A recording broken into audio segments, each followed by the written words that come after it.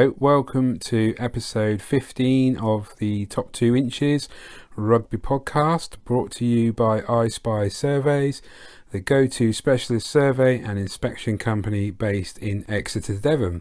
So what is going to be on this show? Well, we're going to be rounding up the latest round of the Premiership. We'll also check in on the ladies' game. Obviously, there's been quite a lot of news this week. And the Heineken Cup and Challenge Cup has been suspended, so we'll have a chat about that. We'll also look at the fantasy rugby. Have I gained any ground on Ollie?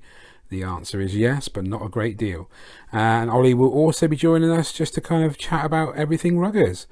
So obviously we are on all top platforms such as Anchor, YouTube, Apple Podcast and Spotify, so you can find us there. And we are also on Twitter at Top 2 Inches RP. So go on there, follow us, ask questions, like our comments, just basically get involved with the podcast. On with the show. Okay, so it's time to look in on the Allianz Premier 15. And unfortunately, there were two late fixture postponements because of the escalating COVID-19 situation in London. Saturday saw just 6 of the 10 teams in action, which was a real shame. Saracens versus Sale Sharks and Harlequins versus Wasps were the games that have fallen foul again to the dreaded COVID-19. That does now mean that is 2 weeks that Saracens and Harlequins have not played a game. So round 10 we start with a West Country derby between Bristol Bears and Exeter Chiefs. I'll be honest, I have not had a chance to see the highlights of the game, but looking at the reviews, it was a pulsating game with Exeter Chiefs coming out on top 31-27. Jasmine Joyce scored a couple of great tries for Bristol Bears. Exeter, however, they finished the first half on a high. But they were then given a red card. It was shown to Garcia Rodriguez for a dangerous tackle on Joyce, and the Wales star responded by darting through 2 tackles to cross for a hat trick and put the host 5 points ahead. It was. Let's just have a look. So the scores coming towards the end were 24-all, and the visitors just kind of edged themselves in front. And with 10 minutes remaining, the defining moment came in the 66th minute when Taylor Black's pass found Garnet McKinder, good name, out wide, and she dived over in the corner for a seemingly impossible angle to give the Chiefs a 4-point lead. However, Exeter held on for the remaining 3 minutes to score an impressive bonus point win and climb to 5th in the Allianz Premier 15 table. I mean, what we got to remember is this is the first time the Exeter Chiefs have been included in the Premier 15s, and they obviously started off slowly, but they certainly are coming together as a unit, as I've said before. And they are putting in some impressive performances. It's by no mean feat to be at number 5 in the league at the moment. So the next game was between Worcester Warriors and DMP Durham Sharks. Unfortunately, it was another significant loss for DMP. They lost 70-6. Joe Yapp's side posted their third victory of the campaign with a big home win. They scored 12 tries, including 4 from the club captain and Wales international, Sion Hallis. The number 8 opened up the Warriors account within 5 minutes, but the Sharks almost immediately through Beth Blackett got a penalty as well. So yeah, I mean, unfortunately, as I've said before, it's really hard times for DMP, and those ladies could be potentially feeling quite low given the number of defeats they've had and by the significant margins that they've had as well. The final game was between Gloucester Hartpury and Loughborough Lightning. Again, another pulsating game which finished 21-29 with Loughborough Lightning coming out on top. A number of the Red Roses were playing as well, and looking at the information, it was quite a close game. Lark Davis crashed over for a 10th this season. Sorry, I'm just having trouble reading what's going on. A bit of internet trouble here. So it was a good win for Loughborough Lightning, and I think that keeps them on the winning streak this season. Sorry, that was a bit of a rubbish review there, but my internet has failed, and yeah. I will be a little bit more prepared next week for when I review the Allianz Premier 15. Okay, so unfortunately Ollie won't be joining us this week. We are on lockdown 3.0, and he is apparently knee deep in nappies and general childcare. So that's cool. It's just going to be me flying solo. I'm going to be chatting about the results over the weekend from the Gallagher Premiership. But before I kind of look at that, there is quite a lot of news to cover this week over coming out of rugby, and one of the main ones being that the European Rugby's Heineken Championship and Challenge Cup have been temporarily suspended, and it comes basically after the French government decreed its clubs should not play in its competitions this month. As a result, the European Professional Club Rugby, so the EPCR, says it had no choice but to postpone all the matches scheduled for the weekends of the 16th and the 23rd of January. However, the EPCR aims to resume and finish the tournament as soon as practically possible. So what does this mean? Well, I think it's probably not a bad decision. This year's Heineken Cup really hasn't had the kind of same feel about it. Obviously, there's been quite a few games that were cancelled, or teams like, for example, Toulon pulled out of their game against the Scarlets for safety grounds. And I think, obviously, we have to look at player welfare and staff welfare, and obviously there's a serious issue with this virus now with the new strain. Infection rates, etc., are going up. So it's probably not a bad idea to sort of suspend those competitions for a couple of weeks to basically make sure that everybody keeps safe. And hopefully that will be able to, as it said in the article, it will be able to come back as soon as possible. Now, other interesting news is also that the Women's Six Nations has been pushed back to April. And the tournament normally runs on the same weekends as the men's events, which is going to begin in February. But obviously the coronavirus, again, lockdowns across Europe have complicated the planning, and BBC Sports understands the start of the tournament will be delayed. The competition is a key part of the preparations for the World Cup, which is obviously coming up in mid-September. So I think it is important, again, that the competition is played, but we have to obviously be aware of the safety issues.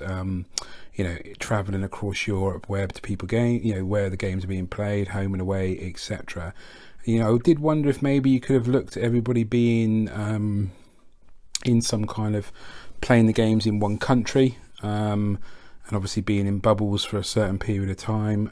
However, obviously, the decision's been made to push that back till April, which probably is a pretty good idea as well.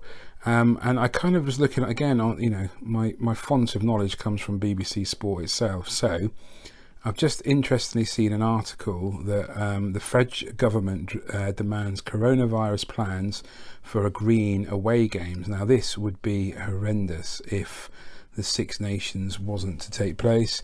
So my understanding is the French government and the French clubs obviously being barred from taking part in the competition, and other kind of countries have different frameworks in place for games. And I guess, again, the concern is that for this tournament to go ahead, and it does seem to be the French national side or the French RFU that want to know what the plans are to keep the team safe when they're travelling. So, for example, France's schedule, let's just look at them, as they're obviously the ones that are highlighting the concern. You've got the February the 6th away at Italy, 14th of Feb away in Ireland, home to Scotland, away to England, and home to Wales. So they do have this season 3 away games. And obviously, as we said, the UK is on a national lockdown, and I'm hoping that the Six Nations isn't postponed. Worst case scenario, could it be moved back like the ladies game to April? I guess that is a possibility. But then I think obviously that's going to impact on, the leagues, the European Cup, when that gets kind of back up and running. So I'm just really hopeful that it is not completely boshed off this year, because that would be a massive shame, to have no Six Nations. And it's one I think that we're just going to have to wait and see what happens from the conversations of the powers above, to kind of see what the outcome will be. Some other interesting news around the games. Certain players leaving clubs. So Scottish pair James Lang and Glenn Young are to join Edinburgh from Harlequins. They've decided to go up there for the 21-22 season. Interestingly, obviously, Edinburgh coach is Richard Cockrell, a quality coach in my opinion, obviously being a Leicester man. And I guess they're looking to bring more Scottish players back into the fold, back in Scotland, rather than have them out in the Premiership or in other places. Obviously there's a few that have actually come this way, and obviously Finn Russell is over in France for Racing 92 at the moment. Interesting as well, Wales prop, or Exeter and Wales prop, Thomas Francis, he is going back home to Wales. He will be joining the Ospreys for the 21-22 season. He's won 52 caps so far for Wales. And I guess this is obviously, this is the whole kind of rule where the Welsh guys need to have. The Wales policy states that players with fewer than 60 caps have to play for a Welsh team at the end of their current contract. And obviously, Francis's deal with Exeter is up in 2021 at the end of the season. So he obviously has still a lot of ambition to play for Wales, which is why he's going back to Ospreys. And I guess that also highlights when I think Ollie was saying last week that Obano is definitely on the radar to go to Exeter. So that is an interesting development there. Could the Bath boy be heading to Sandy Park? We shall wait and see. Okay, I will be back in just a second with the review of the Gallagher Premiership, and we'll take it from there. So one more piece of news I just want to touch on before I talk about the Gallagher Premiership games. I've literally just noticed again, my source of knowledge is BBC Sport. The Premier League, the ladies 15s game, has been suspended for 2 weeks to reduce the spread of corona. Rounds 12 and 11 have been postponed, with a possible restart date of the 30th of January. The league has been given elite sport status by the government and has continued playing throughout lockdown, despite no testing for the players. That's a bit weird. Now that kind of suggests why quite a few of the games have been called off. I was not aware of that. I don't understand why, given the circumstances, you would continue to play games if the players aren't being tested. I just assumed that they were. So that is very suspect. And obviously, as I talked about just a moment ago, the Six Nations has been pushed back as well. So we'll hopefully be re-reporting on the ladies 15s game back towards the end of January and the start of February. Okay, so the Gallagher Premiership games. Let's have a little look at what has happened. Interestingly, this week I got to watch a few games because I thought, hell, sod it, I'm going to get BT Sport, paid me money, got it on the app, and I got to watch a few games. So the games I actually got to watch were London Irish and Harlequins, Newcastle, Gloucester, and I saw highlights of the other games. Now, unfortunately, again, for this round 6, Leicester Tigers and Northampton game was cancelled due to COVID, which now means I think Northampton in particular haven't actually played for 2 weeks. And as a result, I think Leicester have been given the 4 points and Northampton have been given 2 points. So that is correct. I'll just check that. Which actually sees Leicester in the top 6, which is fantastic news. And even better, and obviously Ollie is not here to defend his beloved Bath. Bath are sat in 9th position with just 12 points. So let's start at that game, Friday night, the game between Wasps and Bath, which was ridiculous. I was literally getting texts from Ollie saying, mate, this game is insane, absolutely insane.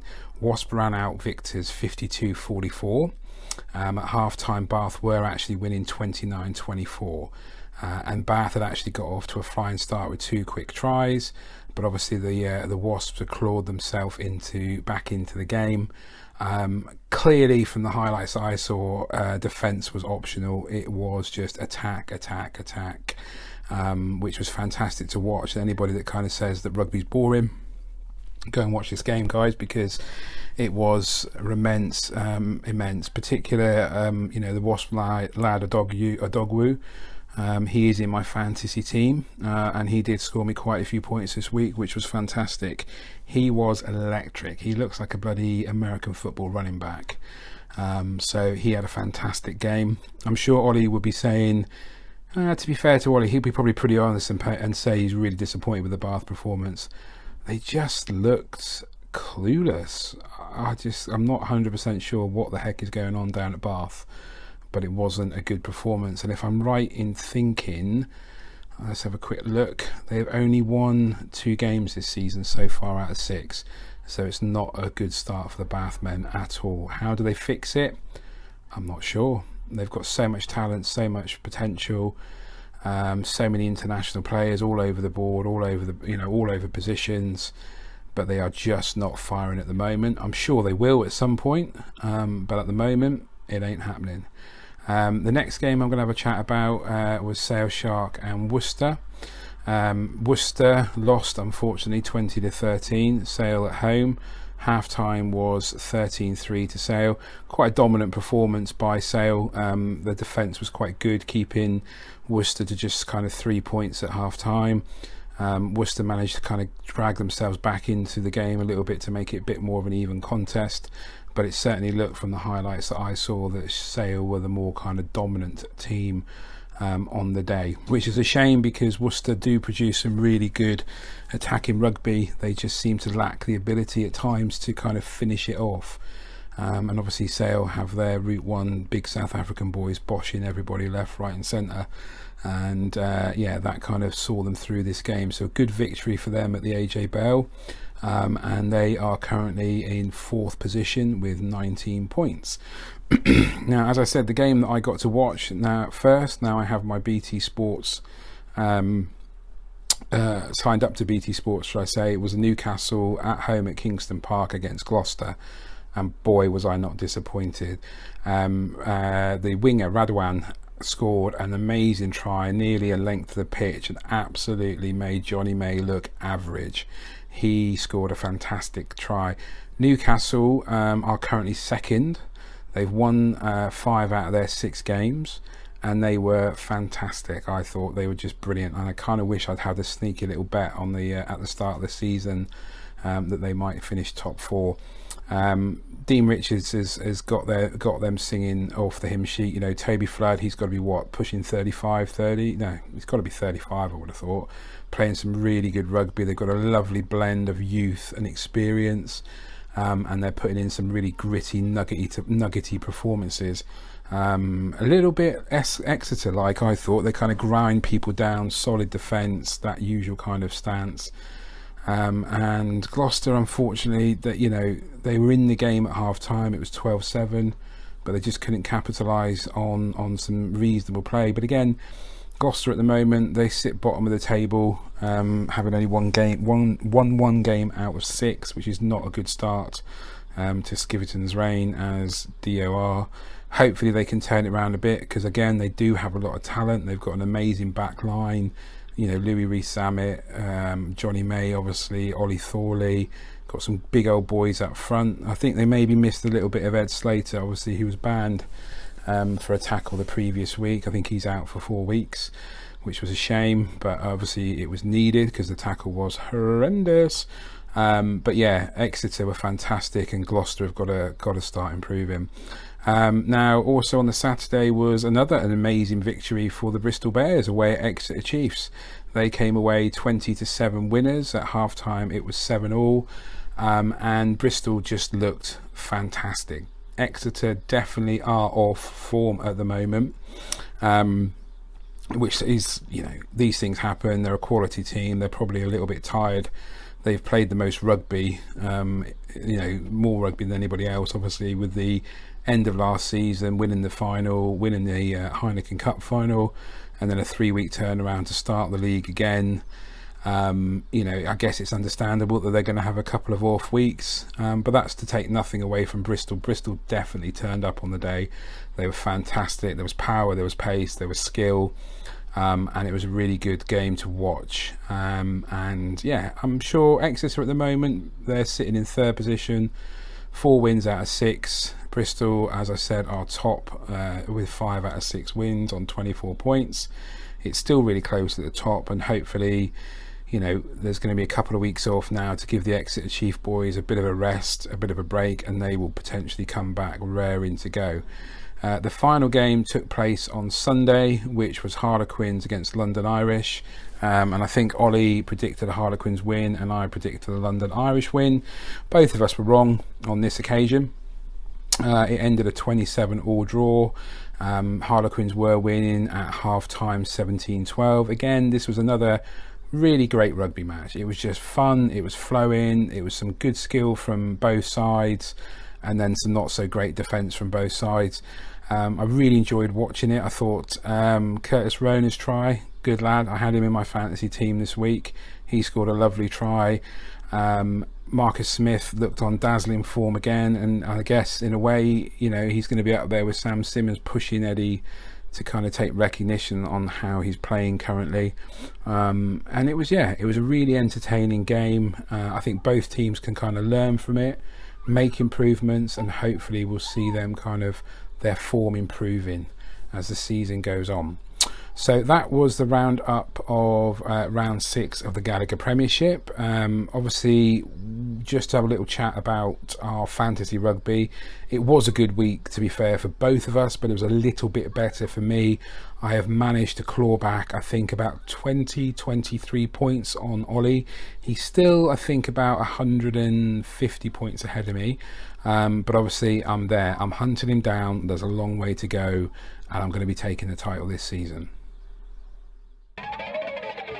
So that was episode 15. Thank you for downloading and listening. If you liked what you heard, go on the different platforms that we're on. Like I've said before, Spotify, YouTube, Apple Podcast, and Anchor. Leave a review. That would be fantastic. As I've said before, we are on Twitter at top2inchesrp. So give us a follow on there, ask questions, and just basically check us out if you like what you see. We will be back next week. Obviously, unfortunately, there is no ruggers because the Gallagher Premiership is off for 2 weeks, and as we said in the show, Heineken Cup and the Challenge Cup has been suspended. I'm not 100% sure if the ladies game is on next week. If it is, we'll be reviewing that. Otherwise, you might just hear me and Ollie chatting a little bit about the different news that has been breaking over the week. Thank you for listening, and we will catch up again soon. Oh, and don't forget, I Spy Surveys, our sponsor, the go-to specialist survey and inspection company based in Exeter, Devon. Give them a Google, check them out. They're a fantastic company, and one that is very proud to sponsor our podcast, as we are very proud to have them sponsoring us. See you soon.